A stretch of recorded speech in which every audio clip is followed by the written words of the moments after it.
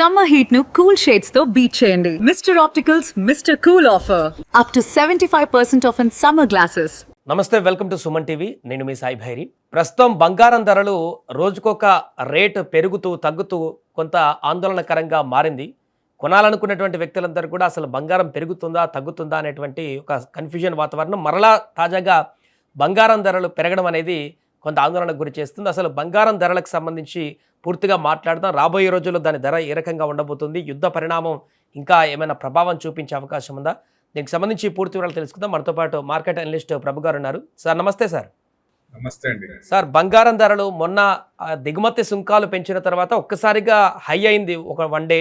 ఆ తర్వాత మళ్ళీ ఇంకా భారీగా పెరుగుతాయి అనుకున్నటువంటి అందరూ కూడా షాకింగ్గా మళ్ళీ రివర్స్లో కొంత తగ్గినట్టు కనిపించింది. బట్ మళ్ళీ వాళ్ళు పెరిగింది. ఏం జరుగుతుంది? ఎందుకు ఇలాంటి పరిణామాలు గోల్డ్ మీద ధరలపైన? మళ్ళీ ప్రెసెంట్ తగ్గిందండి. మళ్ళీ గోల్డ్ 730 పాయింట్స్ మైనస్ లో ఉంది. సిల్వర్ 2320 పాయింట్స్ మైనస్ లో ఉంది ఇప్పుడు అట్ ప్రెసెంట్. అంటే వాలటాలిటీ బాగుంది. ఎందుకు అంటే ఇప్పుడు ఆయన చైనాకి వెళ్ళి ట్రంప్ అక్కడ సెటిల్ చేసుకొని ఎవరి వాళ్ళకి అన్నట్టు మైట్ ఈజ్ రైట్ అన్నట్టు ఒక రకంగా చైనాకి సరెండర్ అయ్యి వాళ్ళే సూపర్ పవర్ అని డిక్లేర్ చేసి, ఇప్పుడు దాకా సూపర్ పవర్ యుఎస్ అనుకుంటే now super power has become the China number 1 అనుకోవచ్చు ఒక రకంగా. ఆయన చెప్పటం ఆయన చేతలతోనే కాదు, మాటలతో కూడా చెప్పాడు ఆయన సూపర్ పవర్. అంటే అండర్స్టాండింగ్, ఎవరికి వాళ్ళు అండర్స్టాండింగ్. ఈ హయ్యర్ కంట్రీస్ అన్ని కూడా రష్యాకి యుక్రెయిన్, చైనాకి తైవాన్, ఈయనకి వెనుజులా, ఇంకా అంటే ఎవరు చేసే వాళ్ళకి ఇంకా వాళ్ళు ఎదురు రాకుండా ఉండడానికి అండర్స్టాండింగ్ వచ్చిందా అంటే ఇప్పుడు వారిని కంటిన్యూ చేయడానికి, రీస్టార్ట్ చేయడానికి, వాళ్ళని అడ్డు తొలగించుకోవడానికి వెళ్ళినట్టు అక్కడ చైనాకి యుఎస్. అది ఆ రకంగానే వాళ్ళు కూడా భరోసా ఇచ్చినట్టున్నారు. అందుకని ముప్పెట్టు దాడిలాగా ఒక 10 కంట్రీస్ తో ఇదైపోయి దాన్ని ఎనీ టైం మండే లోపల, ఇవాళ రేపో ఎల్లుండి ఎనీ టైం మంగళవారం నిర్ణయం చేస్తున్నారు. మిగతా యుఏఎన్, ఖతార్ కొంచెం టైం అడిగితే కొంచెం ఆగారు. సో డెఫినెట్ గా ఈ లోపల ఎప్పుడోసారి ముప్పెట్టు దాడి జరిగే ఛాన్స్ ఉంది. అంటే అందుకని అంటారా ఈ తగ్గుదల అనేది గోల్డ్ పైన? అంతే అండి. దానివల్లే పెరగడం తగ్గడం. ఎందుకంటే ట్రంప్ నమ్మలేం కదా, ఎప్పుడు ఎట్లా రియాక్ట్ చెప్పలేము. మళ్ళీ రేపొద్దున ఏం లేదు చేస్తాడు అనుకున్న చెయ్యడు అనుకున్న చేస్తాడే చెప్పలేం కదా. So it depends. అందుకనే ఇది కూడా వాలటాలిటీ ఉంది. అంటే ట్యాక్స్ పెంచినందువల్ల కొంచెం పెరగదా అంటే ఎప్పుడైనా సరే కట్టడి చేసినప్పుడు దాన్ని కంట్రోల్ చేయలేరు ఎవరు. ఓ రకం కంట్రోల్ చేయడం చాలా కష్టం. ఎందుకంటే డాలర్ రిజర్వ్స్ తగ్గుతున్నాయి కాబట్టి గోల్డ్ కొనొద్దు అంటే ఎక్సెసివ్ కొనొద్దు. అది ఎలా వచ్చిందంటే అసలు కొనొద్దు అన్న వచ్చింది. ఆయన ఏం అసలు కొనొద్దు అనలేదు. కొనండి కానీ అవసరార్థం కొనండి, ఎక్కువ కొనొద్దు అన్న అర్థం, పరమార్థం అది. అంతేగాని అసలు కొనొద్దు, సంవత్సరం దాకా ఆగండి అనేది అంత కరాఖండిగా ఏం చెప్పలేదు ఆయన. డాలర్ రిజర్వ్స్ తగ్గిపోతాయి అంటే డాలర్ రిజర్వ్స్ ఎందుకు తగ్గుతున్నాయి? యాక్చువల్గా మనం ఫారిన్ ప్రైవేట్ ఇన్వెస్ట్మెంట్ కానీ ఎఫ్డిఐ కానీ తగ్గుతోంది. అది మెయిన్ కదా. అది కనుక ఫ్లో తగ్గకుండా ఉంటే మనం టెన్షన్ పడాల్సిన పని లేదు. డాలర్ రిజర్వ్స్ తగ్గకుండా ఉంటాయి. అక్కడేమో మనం వాళ్ళేం పట్టించుకోవట్లే, వాళ్ళకి కావాల్సింది ఇవ్వట్లే. ఎఫ్ఐఎస్ కంటిన్యూస్ గా అమ్ముతూనే ఉన్నారు కదా, బయటికి తీసుకెళ్తూనే ఉన్నారు. సో దాన్ని కట్టడి చేయకపోగా అక్కడి నుంచి ఐఎన్ఆర్ 60 ఉన్నది చిన్నగా వెళ్ళిపోతుంది అనుకుంటే లెట్ ఇట్ బి అన్నట్టు ఉంది ఆర్బీఐ కూడా. అందుకని అది నియర్ బై ఇట్స్ 100, 96.780 దాకా వచ్చింది. సో ఇంకేముంది, 4-5 రోజులు ఇట్లానే కంటిన్యూ అవుతే 100 రూపీస్కి వచ్చేస్తుంది. సో మరి ఆర్బీఐ చేయాల్సిన పని, మెయిన్ కర్తవ్యం అదే కదా. అసలు దాన్ని వదిలేసినట్టుంది. ఏదో ఎక్స్పోర్ట్ పెంచుకోవడానికి అన్నట్టుంటే ఆ ఎక్స్పోర్ట్ మరి ఎంతకాలం ఇది చేసుకుంటారు? ఇంపోర్ట్ ఏమో కాస్ట్ అయిపోతే ఎక్స్పోర్ట్ ఈజీ అవుతుందంటే ట్రేడ్ ఇంబ్యాలెన్స్ కోసం చేశారంటారు. బాగానే ఉంది. ఎంతకాలం అది? ఇప్పుడు అలా కరెన్సీ డౌన్ అయితే ఎంత నష్టం అవుద్ది, ఎంత దేశానికి ఎంత ఇదవుద్ది, బర్డన్ పడుద్ది. సో అంటే ఏదైనా ఎక్కువ పెట్టుకోవాల్సి వస్తుంది. బయట నుంచి తెచ్చుకునేది ప్రతిదీ కూడా రూపాయికి $1 100 రూపీస్ అంటే అది ఎట్లా చూడాలి మరి? సో అందుకే కొంచెం ఇప్పుడు వస్తుంది. సో 80% ఆర్బీఐ కూడా యాక్షన్ అంటుంది. కానీ యాక్షన్ అనేది కొంచెం ఎంత త్వరగా చేస్తే అంత మంచిది. అంటే ఇట్లా ప్రాబ్లమ్స్ వచ్చినప్పుడు RBI will come in to the picture. అప్పుడు వాళ్ళు ఎక్కువ ఇది చేస్తారు. వాళ్ళ డ్యూటీ మెయిన్. సో అది ఓ రకంగా పట్టించుకోలేదు అనిపిస్తుంది. దాని అనుగుణంగా వాలటాలిటీ ఉంది గోల్డ్ అండ్ సిల్వర్. అంటే ప్రధాని మోదీ 1 year వరకు కొంత కంట్రోల్ గా కొనమన్నారు, మాక్సిమం కొనద్దు అన్నట్టుగా అన్నారు. కానీ సో దీని ప్రభావం రాబోయే రోజుల్లో గోల్డ్ పెరుగుదలకు కారణం అవుతుందా లేకుంటే తగ్గుదలకు కారణం అవుతుందా? అంటే మొన్నటిదాకా ఏమనిపించిందంటే తగ్గుద్ది, మళ్ళీ కిందకి తగ్గుద్ది. ఈ సెంట్రల్ బ్యాంక్స్ కొన్నాయన్నీ వాళ్ళ అమ్మితే తగ్గుద్దని. వాళ్ళు ఎక్కడ అమ్మే సూచనలు కనపడలా. ఎందుకంటే అవసరార్థం అమ్ముతారు. ఇప్పుడు రష్యా అమ్మింది బికాస్ ఆఫ్ వార్. టర్కీ అమ్మింది. ఆయిల్ లేదు కాబట్టి, ఆయిల్ అమ్మట్లేదు కాబట్టి, వాళ్ళు లిక్విడిటీ కావాలి కాబట్టి వాళ్ళు కొంత గోల్డ్ అమ్మారు. అంతే. ఏ కంట్రీ అయినా ఎందుకు చేస్తోంది? అవసరార్థం, ఆపత్కాలం ముందు ఏదైనా క్రైసిస్ వచ్చినప్పుడు దాని నుంచి బయటపడటానికి కోసం చేస్తోంది. సో తదనుగుణంగానే ఎవరికి అవసరమో వాళ్ళు అమ్ముతున్నారు. అంతేగాని మొత్తం కలిపి ఒకేసారి రారు కదా. ఇప్పుడు చైనా మ్యాక్స్ టు మ్యాక్స్ ఎక్కువ ఇచ్చేస్తోంది, రారు కదా. సోనేకి చిడియా ఇండియా అంటారు, వేరే కంట్రీస్ లేవు కదా. ఇండియానే ఎక్కువ గోల్డ్ ఉంటుంది. 25,000 to 35,000 టన్స్ ఉంటాయి ఇండియాలో. ఏది హౌస్ హోల్డ్ కానీ మాల్ ఇది తీసుకుంటే మటుకు. సో అది గవర్నమెంట్ దగ్గర 880 టన్స్ ఉంది, ఆర్బీఐ దగ్గర అనుకోవచ్చు ఒక రకంగా. సో అది చిన్నగా పెంచుకుంటున్నారంటే అందరూ కూడా డాలర్ రిజర్వ్స్ నుంచి గోల్డ్ రిజర్వ్స్ కి చిన్నగా పెంచుకున్నారు. అది యాక్చువల్ గా ఒక 10% మార్చింది. 10%కే 1.2 ట్రిలియన్ వచ్చింది దాంట్లో టోటల్ రిజర్వ్స్ లో, ఫారెక్స్ రిజర్వ్స్ లో. ఇది అన్ని సెంట్రల్ బ్యాంక్స్ అన్ని కలిపితే. మరి ఇప్పుడు ఇంకొక 10% చేస్తే గోల్డ్ ఆగుద్దా? అసలు బాధ ఏంటంటే, ఇన్వెస్టర్ బాధ ఏంటంటే, ఒక 19 months నుంచి మీరు మార్కెట్ ఏమి, దానికి ఏం సపోర్ట్ లేదు, దానికి భరోసా లేదు, అది పడతనే ఉంది. ఇన్వెస్టర్స్ ఎవరి పోర్ట్ఫోలియో చూసినా మైనస్ లోనే ఉన్నాయి. మీరు అది పట్టించుకోలేదు. పార్లమెంట్ లో ఒకప్పుడు మీరే కదా చెప్పింది, government stocks, private stock, government companies అట్లాంటివి కొనుక్కోండి, ప్రైవేట్ కాకుండా గవర్నమెంట్ స్టాక్ కొనుక్కుంటే మీకు బ్రహ్మాండంగా వస్తాయి అన్నారు. అట్లానే పెరిగింది తర్వాత ఇప్పుడు ఏదైనా ఇంత పడుతున్నప్పుడు కూడా డ్రాస్టిక్ కూడా దానికి ఏదైనా చర్యలు కానీ, ప్రతి చర్యలు కానీ ఏమి లేవు అసలు. అట్లా మార్కెట్ ని వదిలేసాం, పోతూనే ఉంది. వాళ్ళు అమ్ముతూనే ఉన్నారు, ఎఫ్ఐస్ అమ్ముతూనే ఉన్నారు, పోతూనే ఉన్నారు. గోల్డ్ ఏమో పెరుగుతూనే ఉంది.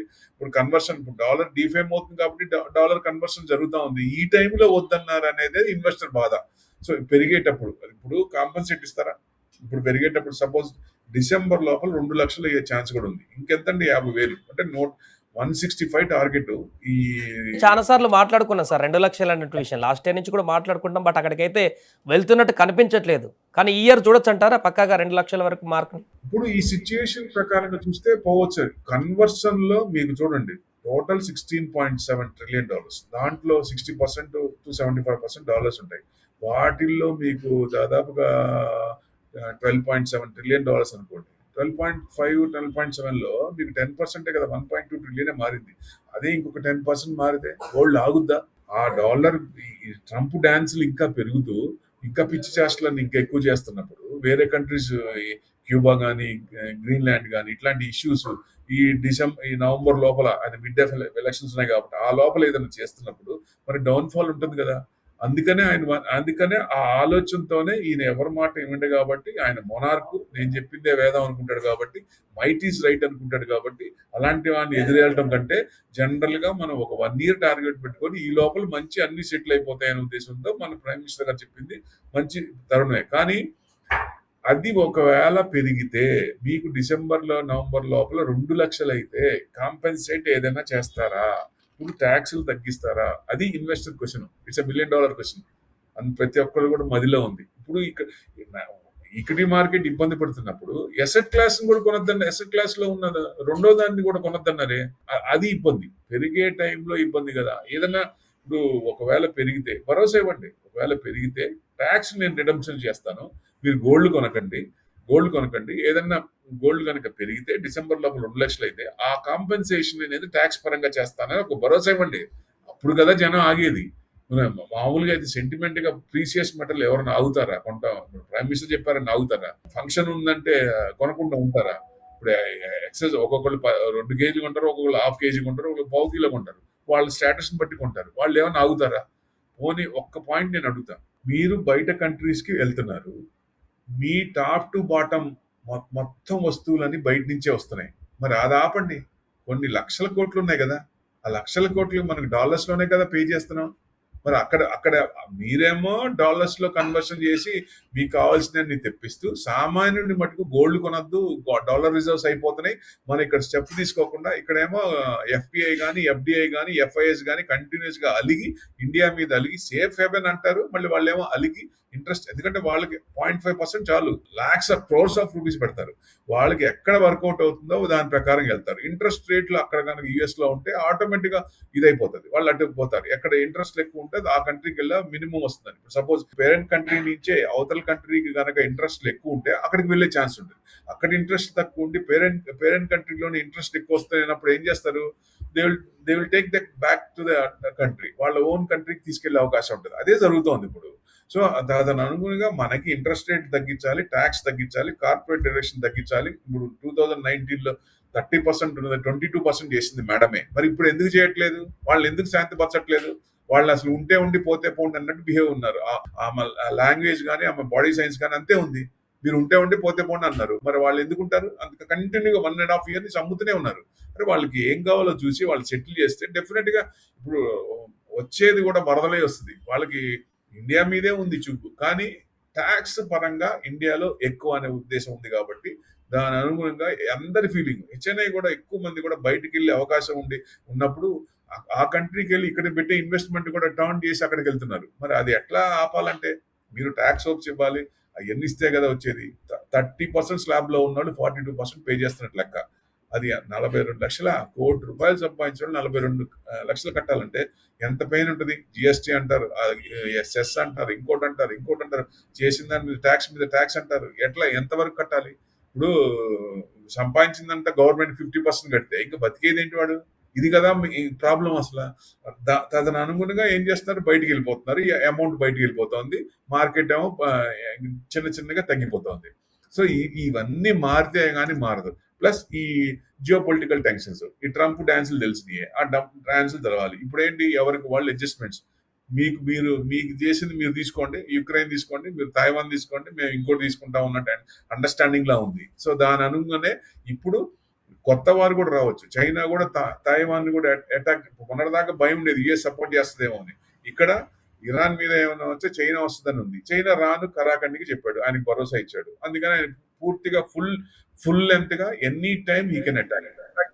మార్కెట్ కొంచెం పడే ఛాన్స్ ఉంటుంది. అప్పుడు గోల్డ్ ఒక రకంగా ఎసెట్ క్లాస్ లో హెడ్జ్ చేస్తారు కాబట్టి కొంచెం పెరిగే ఛాన్స్లే ఉన్నాయి. కాబట్టి ఇప్పుడు కొనద్దాం అనేది ప్రతి ఇన్వెస్టర్స్ కి కొంచెం పెయిన్ అనేది అనిపిస్తోంది. Right sir, thank you so much sir. అది ప్రస్తుతం బంగారం ధరలకు సంబంధించినటువంటి పరిణామాలు, అంతర్జాతీయంగా నెలకొన్నటువంటి ఈ యొక్క పరిణామాల కారణంగానే రాబోయే రోజులలో ఇంకా జరగబోయేటువంటి విపత్కర పరిణామాల కారణంగా బంగారం పెరగవచ్చు. లేదంటే అంతా సాఫీగా ఉంటే మాత్రం ఇదే ధోరణితో ఉండేటువంటి అవకాశం ఉన్నట్టుగా కూడా మనకు అనిపిస్తుంది.